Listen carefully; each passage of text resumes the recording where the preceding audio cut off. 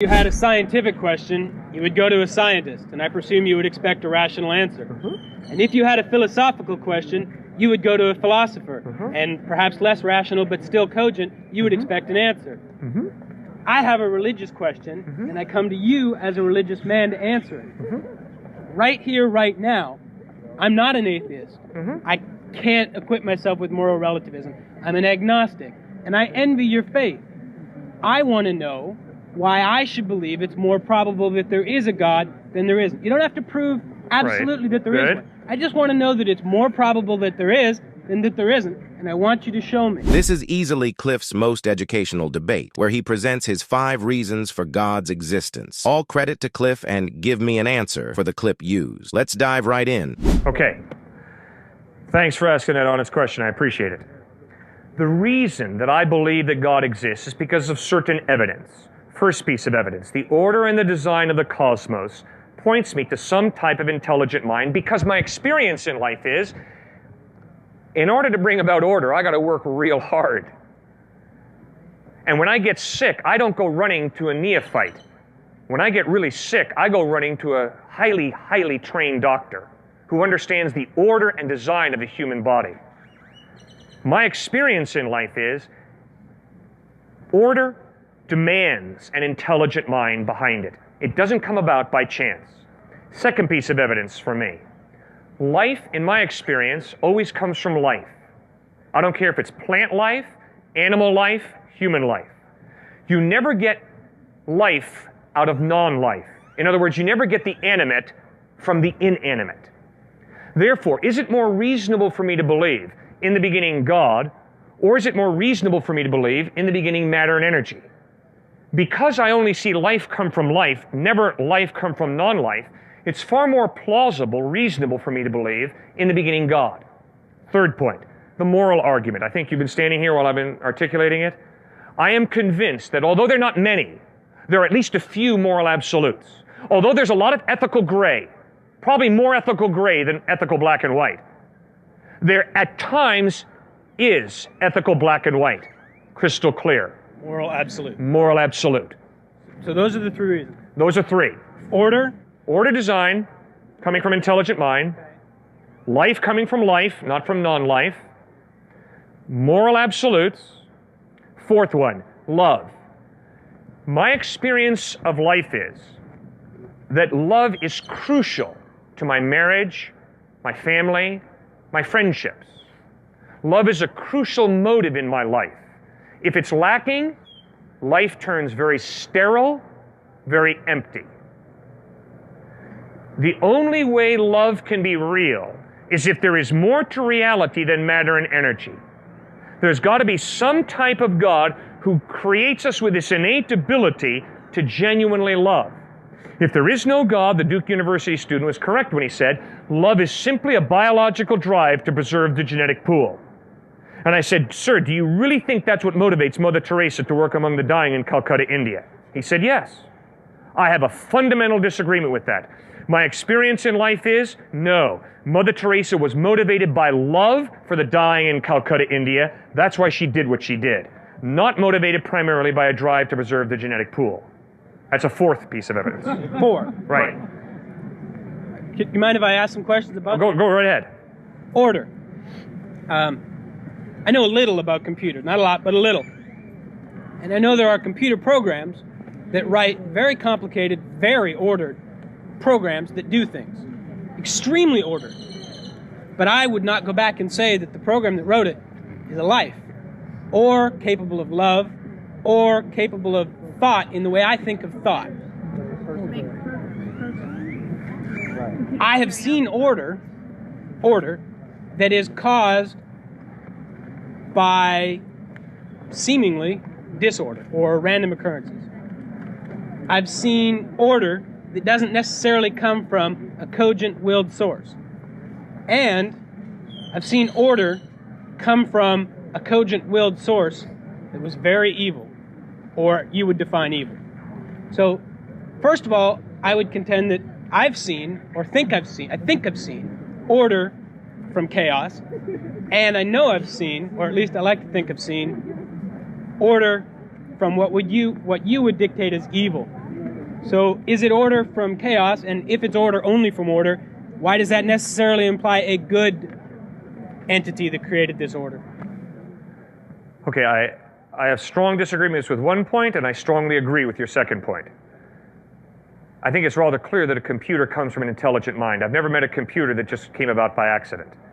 So that computer obviously was ordered by an intelligent mind, so there's no problem with computers. But I think you raise a tremendous issue when it comes to evil. I think you're absolutely correct.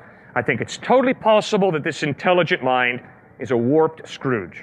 Okay. What was the second reason now? Just to get it Okay, right? second thing is life comes from life, not from non-life. That one's harder for me. I'm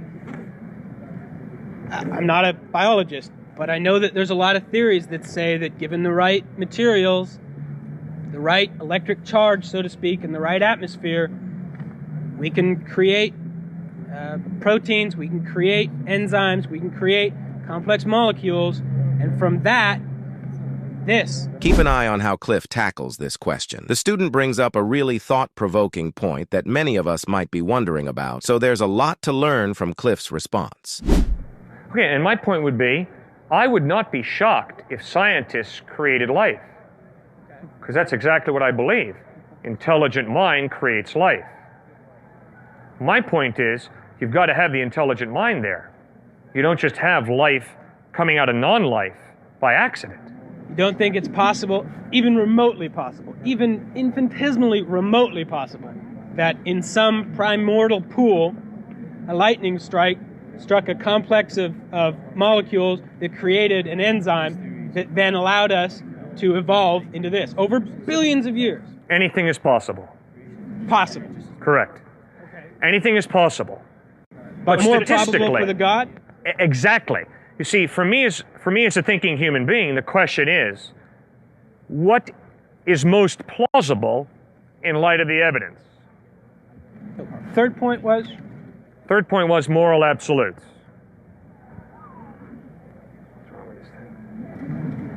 I don't have a counter for that. Fourth? Fourth point was love. That I don't understand. And I'd really benefit if you could explain it to me. Sure. I don't understand what you mean by it. Mm-hmm. And I've never experienced what you're talking about. And I'm fairly happy with my life. Mm-hmm. All right. What I'm talking about is, in the 60s, there was a riot at the Sorbonne, the French university in Paris. And a young man walked up to a bearded man and said, "Excuse me, sir, what are you rioting about?" The bearded man said, "I'm protesting this lousy world." The young man asked, "Do you believe in God?" The man said, "No, I'm an atheist." The young man asked, "Do you love anyone?" Bearded man lowered his head and said, "Yes, I love a woman by whom I've had a child, and she's dying of leukemia." Young man said, "Well, if she's dying of leukemia, why don't you ditch her and go out and get some other fox who turns you on a little more?" Bearded man hauled back and almost hit the young guy. The young guy said, "Excuse me, sir, you said there is no God." Well, if there is no God, there is no innate human ability to genuinely care for somebody else. And if this woman is losing her ability to sexually excite you because her body's falling apart due to leukemia, why don't you go out and get some other fox who turns you on a little more? And then the young man pulled out a Gospel of John where we read that there is a God, and this God is love. And when he created you and me in his image, in his likeness, he placed within you and me the innate ability to love. So every atheist loves, every agnostic loves, every theist loves. Why? Because we're human beings, not machines. We're human beings created in the image and likeness of God. Is that love the only emotion that God put in us, or are all of No. our emotions from God? No, God gave us emotions, but due to our sin, we can twist those emotions. The classic example is anger. There's nothing wrong with anger. Confronted by evil, God is angry. Confronted by evil, I should be angry. That's moral indignation. That's righteous anger. But in my selfishness, in my sinfulness, I twist anger and I lose my temper with someone because they step in front of me at the line at the airport. Don't they know who they just stepped in front of? And so I explode in a selfish type of anger, and that's sinful. If we tie this with your creation ex nihilo argument, creation from nothing, and a counter to it, everything here from God. Was there anything before God? Was there any before God? God is eternal, so there's nothing before God. Everything from God. No, not everything from God. Because God has given you and me gifts of creativity, obviously God did not make your jacket or eyeglasses. Obviously God did not build that building. And obviously if I go up to him and kick him in the jaw, that's not God kicking him in the jaw. Or if I go up to him and pull my wallet out and give him $1, it's not God giving him $1. So because God has given you and me gifts of creativity, we can create. And we do all the time. So then, some things from God, some from man. Man used in a general sense, male, female. Yeah, God's given us gifts of creativity. And as far as the moral absolutes go, you say there's some. Okay, where do I find them? 2 places. First of all, you go to your conscience. And secondly, you ask, has God revealed a standard that I can measure my conscience against? Jesus Christ claimed that he was that standard, that his ethical teachings are that standard. You can find them in the Sermon on the Mount, Matthew 5 through 7. You can find them in the 10 Commandments, Exodus 20. My conscience, the first source. First one, conscience, right. That troubles me. My conscience guides my behavior very differently from what I would assume you would guide it as yourself. That's right. I'm extremely selfish and almost exclusively act in my own interest. That's right. That is how my conscience guides me. Uh-huh. Well, I dare say, though, that occasionally you experience guilt. Maybe not often, but occasionally. My point is... Really guilt. You've never experienced guilt? Not guilt. I've regretted my actions in the sense that they didn't have the outcome I thought they were. They weren't as beneficial to me as I thought they would be. That's regret, but not guilt. All right. Speaking for myself, at times I have experienced guilt, which means I am convinced that what I did was wrong. Compared to something other than your conscience? Well, all I know is I experience guilt. My conscience informs me of it. Okay. And these 4 reasons that you've given, you feel, make it more probable that there is a God than that there isn't. Correct. And then there's another one. Okay. Your agnosticism. Okay. It is an intellectual option to be an agnostic. It is a practical impossibility. Every day you have to make priorities. Every day you have to make ethical decisions. And your priorities in life and your ethical decisions in life, show very clearly you're not agnostic. You believe something, you believe in someone. That has motivated you to set the priorities that you have. I obviously don't know what those are. What you believe in has obviously motivated you to invest your money the way you do, your time the way you do. So there are many people who can say, I'm agnostic, I don't know. But practically, the way you live your life shows that you believe something. So then would it be more honest of me to say, practically, I believe in me? And yes, correct. Then I may have misinterpreted agnosticism. I took it and have taken it to mean, I don't know what's there. I'm not going to make any decision about it.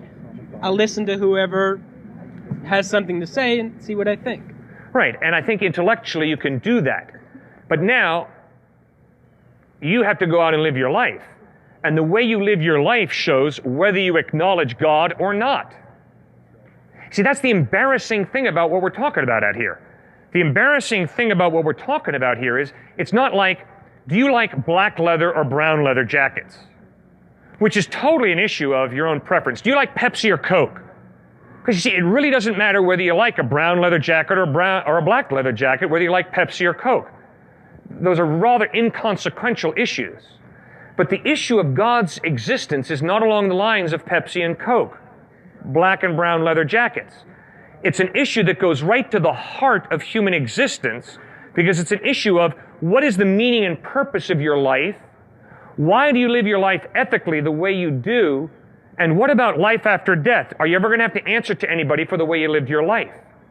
You see, so due to the grievously serious nature of the issues that are all wrapped up in God's existence, although I can say, I don't know whether God exists or not, the way I live my life, the meaning I attach to my life, the ethical decisions I make in my life, Tattle will tell you what I believe about reality. Thank you so much for sticking around until the end of the video. In my opinion, that debate was one of, if not the most educational Cliffe has ever had. The 5 points Cliffe brings up offer a compelling perspective on the evidence for God, intelligent design, life from life, moral absolutes, love, and the universal belief in something or someone. The students' openness to Cliffe's arguments made it a valuable learning experience for everyone involved. Did any of Cliffe's points resonate with you? I'd love to hear your thoughts in the comments below. Also, if you enjoyed the video, please take a moment to let me know your favorite part or what you found most insightful. Once again, I want to give full credit to Cliffe and Give Me an Answer for the clip used. Go check out their channel. Thank you for watching, and I hope you have a fantastic day.